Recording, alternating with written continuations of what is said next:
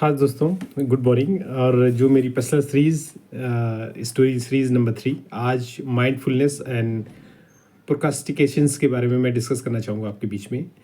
Mindfulness basically मेरे जहन में तब आया जब मैंने ये स्कूल और लोगों से सुना, और जो भी जिन जिन लोगों से मैं मिला उन्होंने बोला कि भाई हम अपने ब्रेन का यूज़ नहीं करते हैं, बेस्ट यूज़ नहीं करते। तो मेरा कुछ अटपटा सा लगा सोच में कि ऐसा क्यों लोग कहते हैं कि ब्रेन का यूज़ नहीं करते, और किसने ऐसा डिफाइन किया कि ब्रेन का यूज़ नहीं करते हैं। तो जो हमारा एजुकेशन सिस्टम है, जो हमने जो प्रोसेस जिससे हम ग्रोन अप होते हैं, जो हमारे स्कूल कॉलेज में सिखाया जाता है, पढ़ाया जाता है, उसी में हम लोग स्टिक्ट रहते हैं, और जो बोला गया है उसी को हम लोग एक्सेप्ट कर लेते हैं, क्योंकि मैक्सिमम लोग जब अगर झूठ को भी बोलेंगे तो सब सच हो जाता है, ये अक्सर देखा गया है। तो वो उसको समझने के लिए मैंने थोड़ा थॉट प्रोसेस लगाया, बीइंग ए साइंस स्टूडेंट, कि ऐसा लोग क्यों कहते हैं। और इवन ये भी कहा गया कि आइंस्टीन ने अपना 7% यूज किया था, लेकिन जनरली जो अपने जो ब्रेन है, जो लोग 3% मैक्स करते हैं। और दूसरा ये कि जब थोड़ा और सेकेंडली मेरे को ये देखने और समझने को मिला कि जब हमारे बच्चे भी हैं या हम जब स्कूल में थे, अगर हमारे अच्छे मार्क्स आ रहे हैं, 100 मार्क्स आ रहे हैं, 90 आते, हम लोग सुपर क्लास हो जाते हैं कि नहीं ये तो टॉपर है। और अगर हमारे मार्क्स बिलो 50 या 60 आते हैं तो हमें लगता है नहीं सर, ये बच्चा या ये स्टूडेंट्स दिमाग से तेज नहीं है। हमारे स्कूल के जो मार्क्स हैं वो हमारे दिमाग को डिफाइन करते हैं कि हम मंदबुद्धि के हैं, हम इंटेलिजेंट हैं, और हम नहीं हैं, या हम बीच में हैं। तो ये भी हमारा एजुकेशन सिस्टम है, इसने ऐसा डिफाइन किया। तो ये बहुत जाति की गई है और लोगों के साथ में, बच्चों के साथ में और हमारे साथ में। तो इसे भी समझने का फिर है। अंक डिफाइन नहीं करते कौन कितना इंटेलिजेंट है। इसका बेस्ट एग्जांपल मैं दे सकता हूँ।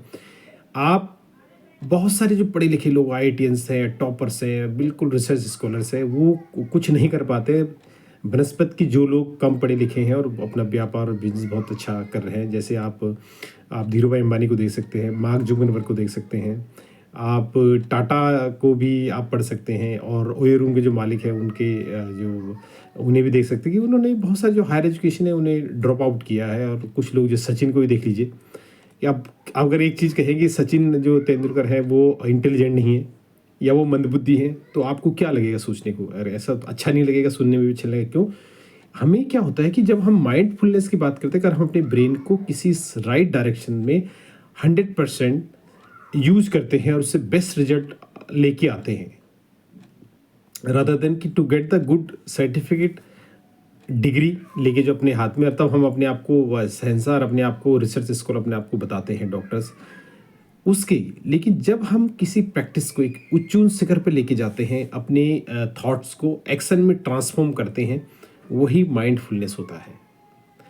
किसी का भी एग्जांपल उठा लीजिए, जो लोग बिजनेस एंटरप्रेन्योर हैं या अपने क्षेत्र में बहुत अच्छे कवि हैं या कलाकार हैं, तो अगर आप देखें, उन पे थोड़ा सा रिसर्च करें और समझें और अपने आप को उस चीज़ में ढांचे में अब उस जूते में रख के सोचें, तो बहुत कुछ लर्निंग हमें मिलती है। तो उसी लर्निंग में जो माइंडफुलनेस है वो एक गेम होता है बेसिकली माइंड का, जिसका हम लोग G for goals, A for affirmations, M for manifestations, E for energy and emotions. अगर किसी भी प्रोफेशन में हैं आप चाहे डॉक्टर्स हैं, चाहे टीचर हैं, प्रोफेसर्स हैं, आप इंडस्ट्रियलिस्ट हैं, बिजनेसमैन हैं, सेल्स पर्सन हैं, नौकरी वाले हैं, स्टूडेंट्स हैं, बच्चे हैं, फैमिली वाले हैं, नॉन वर्किंग है, हाउस मेकर हैं, तो आपको भी अपना माइंडफुलनेस जानना बहुत ज़रूरी है। क्योंकि मोस्ट ऑफ द टाइम लोग क्या करते हैं, क्रिएट और कंज्यूम में फ़र्क नहीं समझते हैं। क्रिएट करना वो होता है जब आप किसी चीज़ को क्रिएट कर रहे हैं, लोगों तक प्रेषित कर रहे हैं। कंज्यूम करना होता है कि आप रील को, इंस्टाग्राम को, फेसबुक पर बहुत सारे जो ऐसे मीडिया से जहाँ पर आप इंगेज हो जाते हैं, एक के बाद एक देखते हैं, आपको घंटों घंटों पता चलता है और आप अपना डे शेड्यूल नहीं कर पाते। तो गोल बनाना बहुत ज़रूरी है कि अपना डे का गोल क्या। मॉर्निंग का एक एग्जांपल मैं देना चाहूँगा, सॉल्यूशन इसका देना चाहूँगा कि आपको गोल बनाना कैसे। तो मॉर्निंग के आवर्स है, जैसे 5 बजे उठते हैं तो 5 से आप 11 का एक गोल बना सकते हैं। उसमें priority very important and important आप टास्क डिवाइड कर सकते हैं। फिर उसके बाद 11 से आप 3 बजे का गोल बना सकते हैं कि उसमें आप बहुत इंपॉर्टेंट काम करने हैं, अपने खाना खाना है, आराम करना है, रिलैक्स करना और अपनी चीज़ें करनी आगे। तो ये आपका पार्ट 2 हो सकता है डे का। डे 3 का अगर पार्ट करना चाहेंगे आप, तो उसको आप इवनिंग में कर सकते हैं, 4 to 7 कर सकते हैं कि इवनिंग में आपने क्या क्या वॉक करना है, आपने कोई चीज़ें फिनिश करनी है, कोई टास्क कंप्लीट करना है, उसमें आपकी प्रायोरिटी किस चीज़ की है।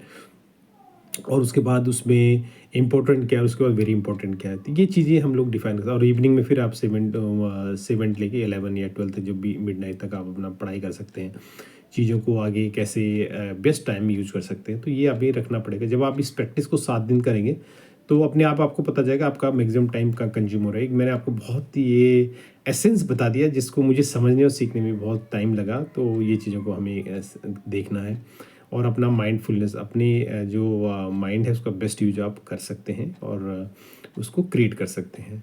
सेकेंडली है कि दूसरी जब चीज़ होती है, जब आप कोई भी काम करते हैं, किसी चीज़ नया करते हैं, तो आपको प्रोक्रास्टिनेशन से रहता है, आपका फियर रहता है, आपको फेलियर्स का रहता है, आपको परफेक्शन का टेंशन रहता है, लैक ऑफ इंटरेस्ट रहता है आपको, आपका लैक ऑफ आपकी कम्युनिकेशन, लैक ऑफ आपका रूटीन रेगुलेशंस, और आप बहुत ही ज़्यादा सोशलाइज रहते हैं और आपको वो 4 लोगों का प्रोक्रास्टिनेशन रहता है। जो 4 लोग, वो 4 लोग क्या कहेंगे? तो वो 4 लोग कहाँ पैदा होते हैं, किस सोसाइटी में है पैदा होते हैं, और उस 4 लोगों को अगर हम समझें तो वो 4 लोग कैसे आपको इफ़ेक्ट करते हैं और उसकी वजह से आप अपने आप को किसी अच्छे कार्य क्रिएट करने से रोक जाते हैं। तो वो 4 लोगों को आप चारों कोनों में स्थापित कीजिए और निमित्त कर दीजिए, तो जिससे कि आपका जो मैनिफेस्टेशंस है, जो आपका गोल्स हैं, जो आपके अफर्मेशंस है, वो कर दीजिए। वो 4 लोग कभी ना आपके काम आएंगे, वो 4 लोग नहीं आपकी